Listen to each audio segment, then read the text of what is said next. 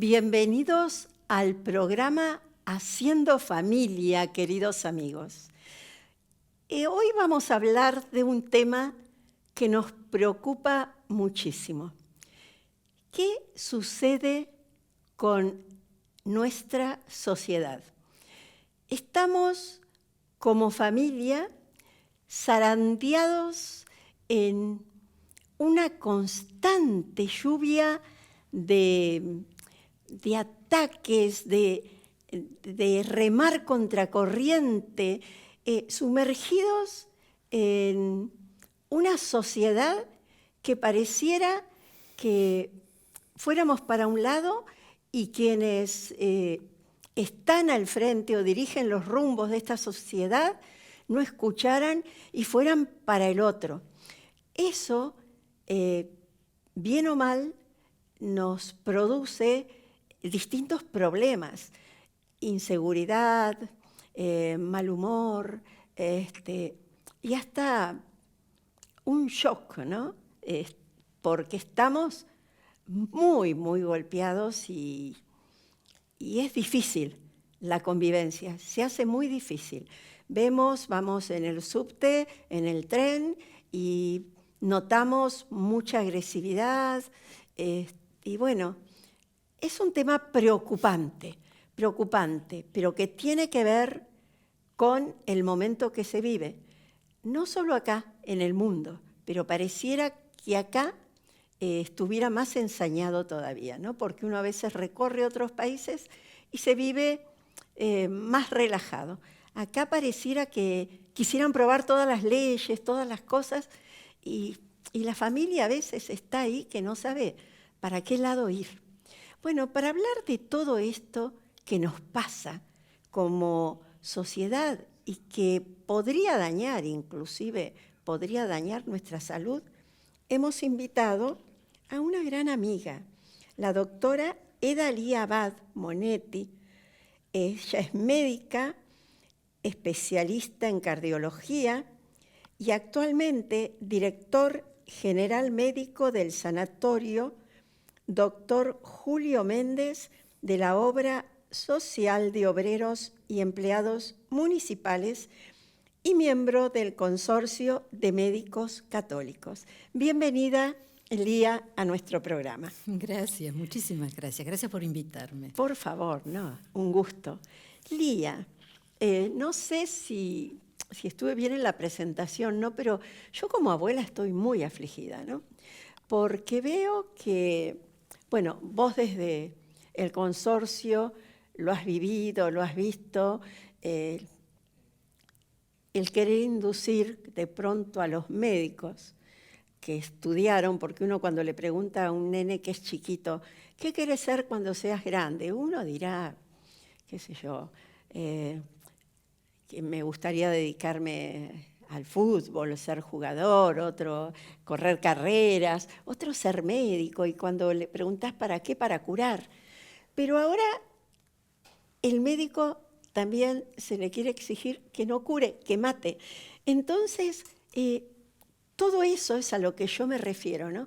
Que estamos en una sociedad como que pareciera que hubiera perdido sus valores éticos, que tienen que ver con los valores sociales y que hacen a lo que es la persona, el respeto por el otro. ¿Cómo lo ves vos? Sí, yo lo veo de la misma manera.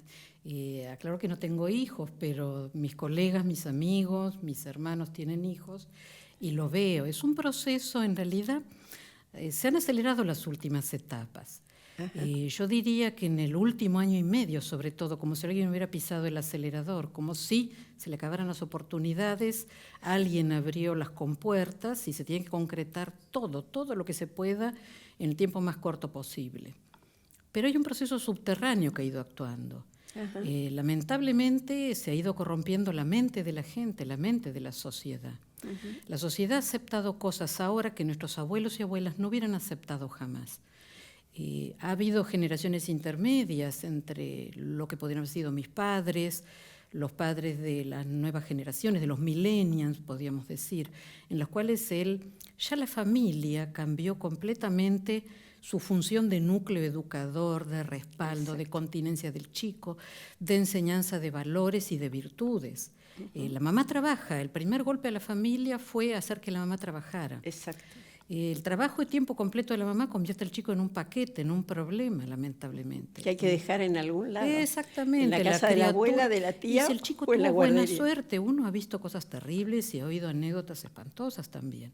O delega la educación en colegios, colegio de tiempo completo, guarderías, o la televisión, que es peor todavía, o internet. Y los chicos acceden a cualquier cosa. La educación se ha degradado. Entonces, no hay una, ¿cómo le podría decir? La cultura del estudio, del sacrificio, de incorporar, de ideales. Todo eso no existe. Es pasar. Las criaturas no toleran las frustraciones. Todo aprendizaje, toda formación de la personalidad requiere dejar de lado ciertas cosas, requiere sacrificio. Sí. En la iglesia hablamos de penitencia. Hoy no se puede hablar de penitencia. No, y menos de sacrificio. Pero vos nombraste esa palabra, nadie se quiere sacrificar. Exactamente. Yo recuerdo que cuando yo era chica, a uno se lo enseñaba, al que ha ido a algún retiro lo sabe, sacrificar lo que es un exceso de algo, un postre, una cosa así, podía ser un rasgo de fortaleza. Hacer un poquito de ayuno, sacar de lo que uno realmente necesita. No se lo vaya a plantear a nadie. Sí, es imposible. No, porque se asustan. O sea, se habla más de obligaciones de los padres hacia los hijos que de los hijos hacia los padres. O sea, nadie cumple deberes, ¿no es cierto? Pareciera que todos tienen deudas contra todos y vivir el mundo feliz. Y ese mundo feliz es un mundo que no corrige, que no dice no, que no dice que es un mundo donde todo está permitido, pero al estar todo permitido, al no haber límites, uno se encuentra con pequeños monstruos que se llevan el mundo por delante, ¿o me equivoco? No se equivoca, Olga. Mire, el tema es que esas criaturas después el límite se lo ponen otros, se lo pone la vida, se le pone la sociedad mal.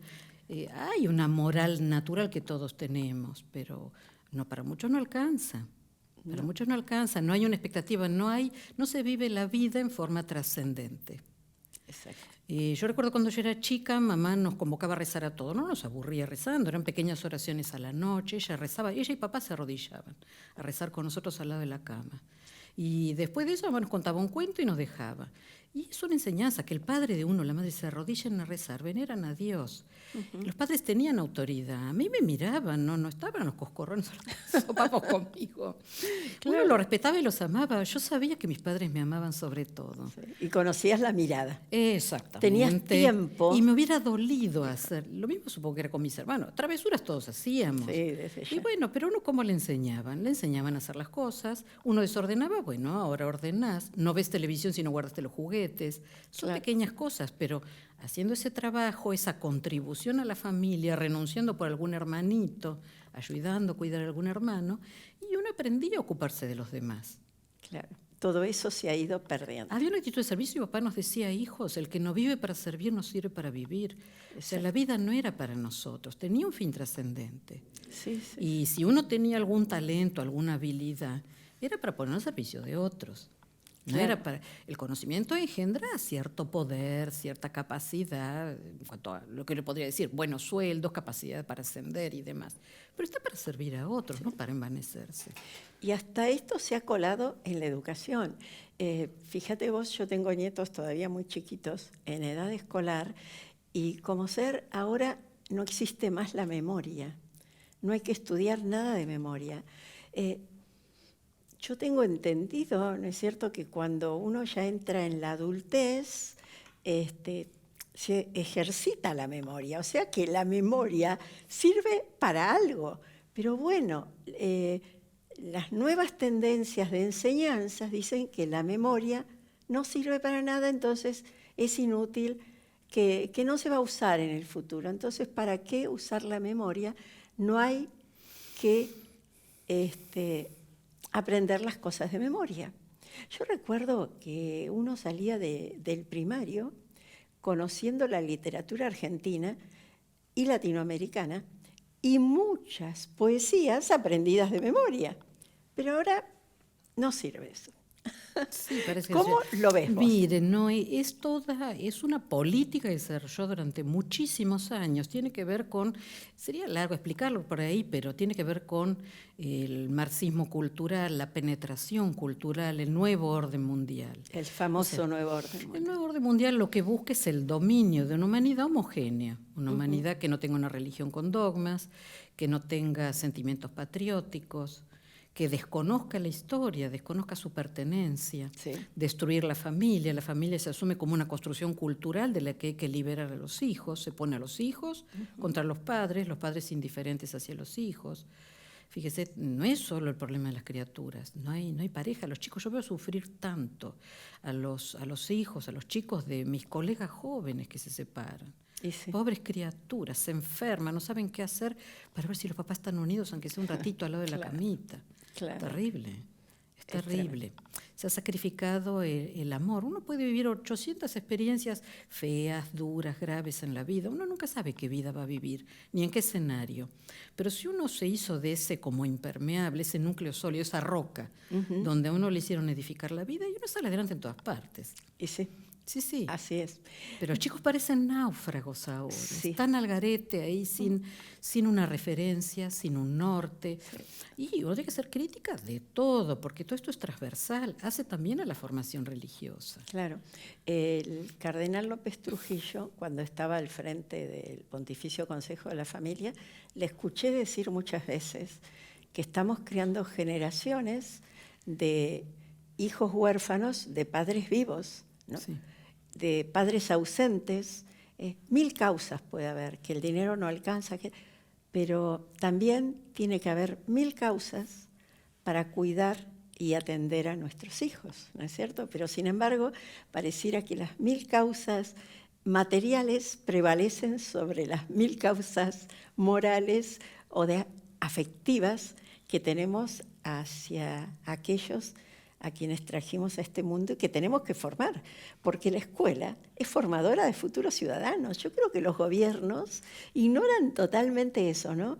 ¿Cuánto menos gastarían si verdaderamente dejaran a la familia desarrollar el rol que le compete dentro de la sociedad, que es formar hombres de bien para el futuro, para que sean futuros ciudadanos? Se ahorrarían en médicos, se ahorrarían en psiquiatras, en tratamientos psicológicos, en psicopedagogas, porque todo eso estaría cubierto desde el mismo hogar de la familia. ¿O me equivoco, doctora? No, Olga, es real. Es así, realmente es así. La mayor parte de los conflictos que hay son conflictos por falta de pertenencia, falta de amor y soledad también. Sí.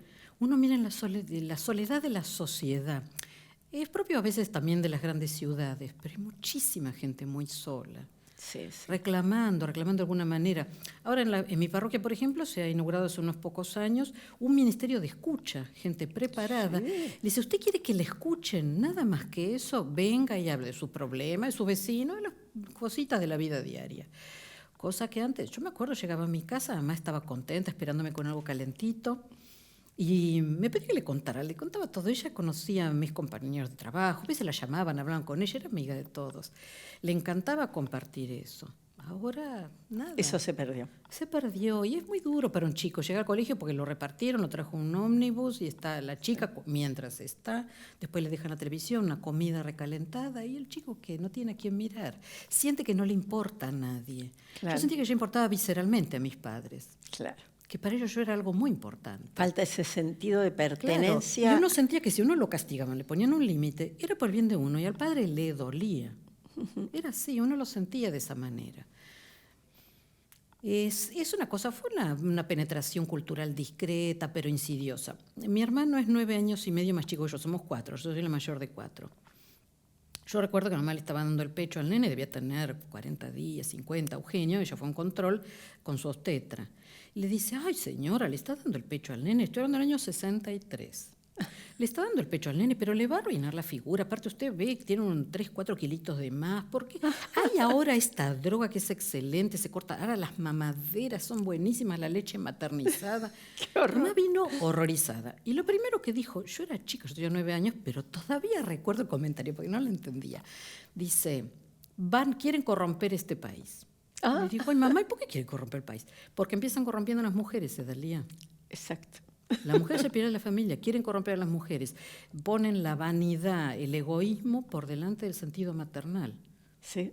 Y tenía razón, así se empezó. Después empezó con el permisivismo sexual. Los padres se podían horrorizar. Yo he tenido colegas que me decían, ay, yo no sé qué hacer a la mañana.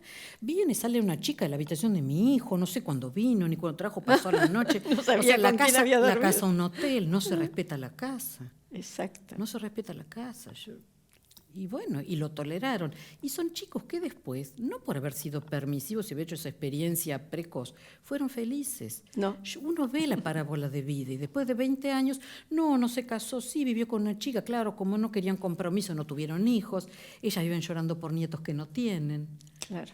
Y es así, mire, el egoísmo lleva todo esto. Entonces llegó un momento que hablar del aborto como un método anticonceptivo más a nadie le causa alarma. Hablar de la eutanasia tampoco. No. Si usted disminuye la natalidad, no va a tener quien mantenga a la gente de edad. La pirámide de población se está invirtiendo en todos los países. Se está invirtiendo muchísimo. Mire, yo trabajo en una obra social y lo analizamos cuando se planifican los presupuestos, las políticas, se organiza. Y usted ve que cada vez tenemos que dedicar más a geriatría y menos a gente joven. Ya ni siquiera hay neonatólogos, se cerró la neonatología. Económicamente el balance hizo que hace 13, 14 años se cerrara la maternidad y se contratara del hospital italiano o de otros hospitales, la fundación hospitalaria, en la cual se delega el cuidado de las embarazadas y los recién nacidos. Sí. Pero cuando ya abunde los ancianos, ay, ¿qué va a pasar? Entonces, ¿Eutanasia? Y la eutanasia. Y bueno. Ya tenemos la ley de muerte digna aprobada Sí. hace como 10 años o quizás más. O sea que acá tenemos todas las leyes, doctora. En los últimos años fue como una avalancha, ¿no? Sí, fue una avalancha. Porque en el 2012, si no me equivoco, fue el famoso protocolo que sale como algo simple, después se establece y en las provincias, que es totalmente ilegal, porque va contra la Constitución. No, el protocolo no es algo que esté legal, pero se toma como algo legal. Sí. Y uno ve que los medios hablan como si fuera un derecho. Y yo digo, pero no puede ser que un acto delictivo se lo considere un... Y han condenado a un médico por salvar una vida, una criatura. Sí, fíjese. al doctor Lastra, ¿no? Sí, señor, por lo cual todos marchamos también con nuestro grupo Provida. Sí, es así, ya es un delito conservar la vida. Y bueno, entonces se imagina, si es un delito conservar la vida de un niño, bueno, matemos a los viejos, vamos a terminar así, ¿no es cierto? Porque dan mucho gasto. Cuando uno no genera ningún tipo de... Y bueno, listo, ya está, ya pasó. Estamos en una Y fíjese, sociedad. en Holanda, inmigraciones, no le digo inmigraciones masivas, pero inmigraciones de ancianos que con el tema de la eutanasia se van a Alemania, ciudades de Alemania, porque ha habido gente que con la cuestión de la muerte digna, sobrinos interesados, ¿Sí? gente que quiere ir adelante de tiempo, hasta excusas tan tontas como que me va a arruinar las vacaciones, este viejo que no termine de morirse. Exacto. Cosas tan horrorosas como esa. Eso va penetrando lentamente en la sociedad, subliminalmente, empieza con los dibujitos animados, con las novelas, con tantas cosas. Es muy sutil para que la sociedad lo vaya aceptando de a poco. El mal en sí nunca se presenta como decir, mirá qué malo que soy, voy a matar a este porque molesta. No, nunca se va a presentar así, sino se va a presentar, ay, cuántos problemas que tengo por esta persona que está tan mayor, que ya está sufriendo, pobrecita. Está sufriendo. Y esto no es vida. Ellos mismos reclaman. Esto no es vida. Sí. Es impresionante cómo nos manejan. Lo mismo que hicieron con el aborto y las violaciones. Sí. Doctora, dígame si me equivoco. Hay en alguna violación alguien que quede embarazado, pero el estrés que sufre una mujer violada habitualmente no permite que se embarace, porque la mujer para quedar embarazada se tienen que dar una serie de condiciones. Primero, que esté en el día cúspide, que es más o menos en la mitad del ciclo, para quedar embarazada. Segundo, que esté tranquila, que no sufra una baja de estrés. Otra de las condiciones que tenga una fertilidad prolongada, porque a veces hay personas que solamente tienen en una hora solamente en que son fértiles, o un día, pero no mucho más, ¿no? No. Entonces, y justo el violador la va a violar ese día, esa hora, en ese momento, y encima con el estrés que es contraproducente para un embarazo, queda embarazada. ¿Es miento o es así? No, lo que usted dice es cierto. Fíjese que inclusive a veces a las parejas que tienen dificultades dicen, bueno, tómense vacaciones, olvídense de todo, no se estresen con los métodos de fertilidad y en las vacaciones quedan embarazadas. Es difícil. Seamos honestos, de todos los mamíferos, el ser humano es el que más le cuesta embarazarse, el menos fértil, digamos, en general. Lo que pasa y lo que uno sospecha, que muchas de esas violaciones son violaciones reiteradas. Exacto. En el seno de los hogares, o chicas que son víctimas de trata, que las ha habido también. Que aparentemente el caso del doctor Lastra, aparentemente la chica había sido víctima de ese tipo de condición. No sabía. En las guerras, se ha visto, en la guerra de los Balcanes hubo casos, pobrecitas religiosas que han tenido que salir de los conventos para criar a sus hijitos.